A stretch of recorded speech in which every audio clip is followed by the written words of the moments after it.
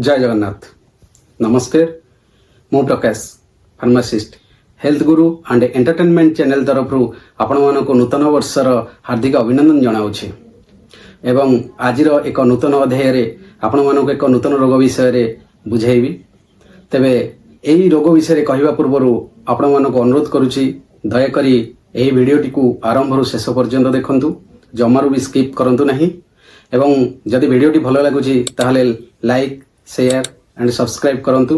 Bell icon button दबाई subscribe कले आम पाखर आसुथिबा नूतन भिडियोर नोटिफिकेशन आपण पाखरे पहुंची जिवो। तेबे चलंतु आउ डेरी न करी आज आमे आलोचना करिबा एक नूतन रोग विषय जार नाम कि मलेरिया। तेणु आपण माने समस्ते अनाधिक जानिचंती मलेरिया। ए मलेरिया कौन, काहेकि हुए, एहार निराकरण कौन, एहार उपचार कौन, ए सब विषय आमे पुंखानुपुंख भाव में आलोचना करिबा। एबे आमे जानिबा मलेरिया कौन। Malaria is a life threatening disease caused by Plasmodium parasites, अर्थात यह एक जीवनघाती रोग। प्लाज्मोडियम पैरासाइट नामक एक परजीवी द्वारा यह साधारणतः मनीष तथा अन्य जीवजंतु को आक्रमण करिथाए। यह मध्य आम एक मशाबाहित रोग बोली मध्य कहिथाउ। साधारणतः इन्फेक्टेड माई एनोफिलिस मशा द्वारा यही रोग संक्रमित होता है। यही मशा कामुड़िले तार लाଳରେ ଥିବା परजीवी शुंड माध्यम रे मनीष शरीर रे ଥିବା रक्त मध्य प्रवेश करिथाए। एबे आमे जानिबा मलेरिया रो प्रकार भेद। मलेरिया पैरासाइट साधारणतः 5 प्रकार।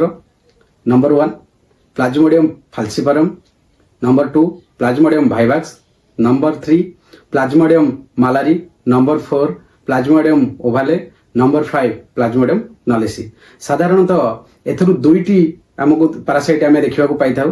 गोटे हेउची प्लाज्मोडियम वाइवाक्स एवं आ गोटे हेउची प्लाज्मोडियम फाल्सिपारम। एबे आमे जानिबा what are the sign and symptom of malaria, अर्थात मलेरिया रो लक्षण कोन। तबे मलेरिया रोगीर प्रथम लक्षण हैला यार शरीर तापमात्रा बढ़ी जाए जोटा कि आम ज्वर कहूचे। यार ज्वर साधारणतः 103 डिग्री पर्यंत जाए। द्वितीय रोगी को ठंडा लगी एवं देह हाथ थरिबा लगे, जहाँ को आम कहे कंप आसुची बोली, प्रचुर परिमाण में कंप आसी थाए। तृतीय तार शरीर थिबा मांसपेशी एवं हाड़ जॉइंट गुड़ाक ताको बहुत कष्ट दे थाए, ताको दुर्बल लगे एवं बेले बेले बांती आसते, बांती मध्य होई थाए। देहरु प्रचुर परिमाण झाड़ मध्य बोई थाए, पेट काटी होई थाए। ये सब गुड़ाक है गोटे साधारण मलेरिया लक्षण। जितेबाला मलेरिया अति जटिलतापूर्ण होता है, अर्थात जहाँ को आम सीवियर मलेरिया बोली कहूचे, से केस रे कौन हुए ना से केस रे रेस्पिरेटरी डिस्ट्रेस होता है, जहाँफल कि रोगी को निश्वास प्रश्वास नेबारे कष्ट होता है। द्वितीय सेरेब्रल मलेरिया रे कौन हुए ना एथे ब्रेन इन्फेक्शन होवार चांस अधिक थाए, जहाँफल कि न्यूरोलॉजिकल प्रॉब्लम रोगी पाखे देखा जाए, जो रोगी कोमा को जाइपे। एवं थर्ड रे अर्गन फेल्योर होवार चांस अधिक थाए, जहाँकि किडनी और लिवर ऊपर इफेक्ट पकाए, जहाँफल कि किडनी एवं लिवर खराब होवार चांस अधिक थाए। एबे आमे जानिबा हाउ इज मलेरिया डायग्नोज्ड, अर्थात आमको मलेरिया हेची बोली आमे केमती जानिबा। साधारणतः ज्वर होची, ए ज्वर साधारण ज्वर कि मलेरिया ज्वर एटा आमे केमती जानिबा ना ब्लड टेस्ट माध्यम रे जानिबा। आमे कोन करबा, यार जो 3 प्रकार उपाय अछि। प्रथम तो हला आमे ब्लड स्मीयर माइक्रोस्कोपी माध्यम रे जानि परिबा। द्वितीय रैपिड डायग्नोस्टिक टेस्ट माध्यम रे जानि परिबा, जहाँ को आमे आरडीटी कहूचे। एवं तृतीय मॉलिक्यूलर डायग्नोस्टिक रे जोटा कि पीसीआर माध्यम रे मध्य आमे जानि परिबा जे आमे मलेरिया द्वारा अफेक्टेड हेइचे कि नाही। एबे आमे जानिबा ए जो मलेरिया रो आमे मुक्ति पाइबा कि परी, अर्थात कोन कले हमको मलेरिया रोग हेबो नाही। सेति पई हमहु केते गुडे सतर्कता अवलंबन करियो पड़िबो। प्रथमतः नियमित अभाव रे मशारी टाणी सुंतु। द्वितीय घरर चतुर्पार्श्व को सफा रखंतु, एणे तेणे अड़िया गुड़े गदा करंतु नाही, जाफल कि मशा हबार चांस अधिक थाए। एवं तृतीय घरर चतुर्पार्श्व रे डीडीटी स्प्रे करंतु। एबे आमे जानिबा मलेरिया रा चिकित्सा।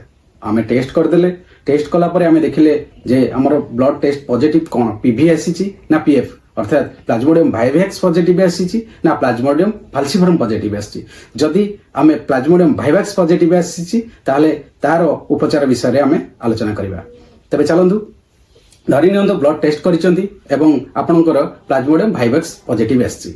ए केस रे आमे कोन करिबा ना प्रथमतः रोगी प्रचुर परिमाण रो पानी पीबे। काई जेतेबेले प्लाज्मोडियम वाइवाक्स पॉजिटिव आसे सेतेबेले शरीर रो जलीय अंश कमिबारे लागे, प्रचुर मात्रा रे झाड़ बोई थाए, जाफल कि जलीय अंश कमी जाय थाए। सेति रोगी को प्रचुर पानी पीबा को पड़े। द्वितीयतः ये जो मेडिसिन विषय में आपको कहवाक जाऊँगी, यह साधारणतः आडल्ट डोज कहूँ, अर्थात बड़ लोक मान आडल्ट डोज विषय में कहूँ।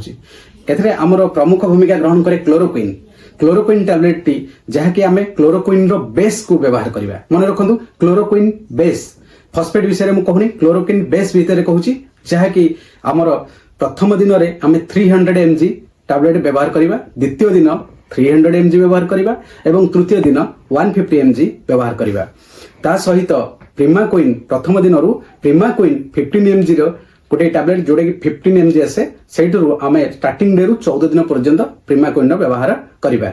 अच्छा आम को केस रे आम प्रीमाक्विन देवा नहीं प्रथमतः जे गर्भवती स्त्री लोक मानक आम प्रीमाक्विन देवा नहीं द्वितीय इनफेंट अर्थात छोट छुआ शिशु मानक देवा नहीं ए गोटे वर्ष कम जो माने से मानक देवा नहीं आ गोटे हूँ GCPD एंजाइम डिफिशिएंसी जार अच्छी से मानक आम दे पारिबा नहीं। ये थिले जो रोगी माने प्लाज्मोडियम भाइवाक्स पॉजिटिव थिले सेमानक पई चिकित्सा थिला। प्लाज्मोडियम फाल्सिफारम रो चिकित्सा केमिति करा जाय सेटा मो नेक्स्ट वीडियो रे कहिबी कारण ए वीडियोटी अधिक समय लंबा हो जाउची तेणु आम नेक्स्ट वीडियो रे प्लाज्मोडियम फाल्सिफारम पॉजिटिव पई कोन चिकित्सा करा जाय से विषय रे आलोचना करिबा। जय हो आपण मानकर अत्यंत मूल्यवान समय दे ए वीडियोटी को आरंभ शेष पर्यंत देखिथिबारु आपण मानको अशेष अशेष धन्यवाद जणाउछि एवं अनुरोध करुछि एही वीडियोटी को लाइक शेयर कमेंट एवं सब्सक्राइब करंतु बेल आइकन बटन दबाई सब्सक्राइब कले आपण मानको पाखरे हमर नूतन वीडियो रो नोटिफिकेशन पहुंची जिवो। तबे रहुछि नमस्कार जय जगन्नाथ।